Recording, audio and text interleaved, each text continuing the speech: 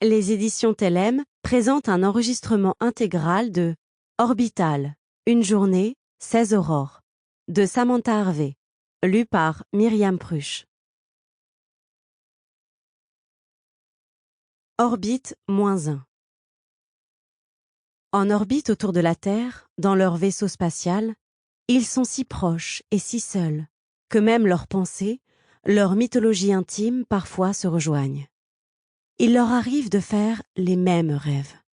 Des rêves de fractales, de sphères bleues, de visages familiers perdus dans l'obscurité, et du noir intense et dynamique de l'espace qui terrasse leur sens.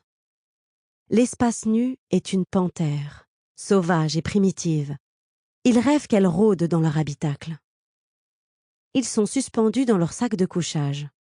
À quelques centimètres d'eux, derrière une peau métallique, l'univers se déploie en simples éternités. Leur sommeil s'affaiblit alors.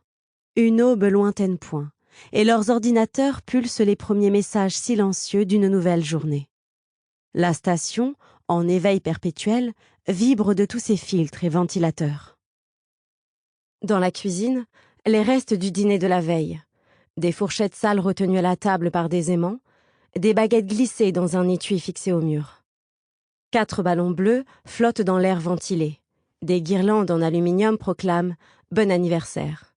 Ce n'était l'anniversaire de personne, mais il fêtait quelque chose et n'avait rien d'autre à disposition.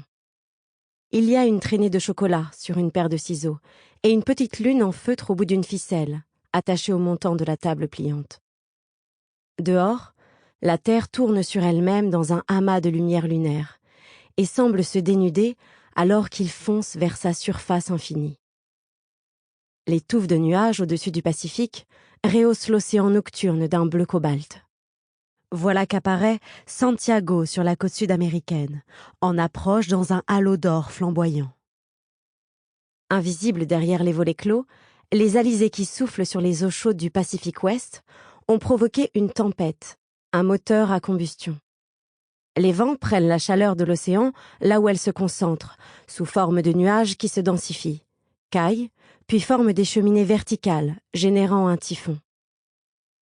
Tandis que ce dernier se déplace à l'ouest vers le sud de l'Asie, leur vaisseau fait route vers l'est, en direction de la Patagonie, où une aube lointaine épand son arc néon à l'horizon.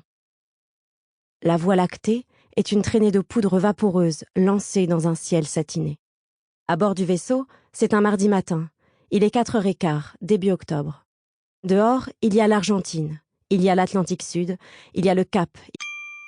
Sample complete. Ready to continue?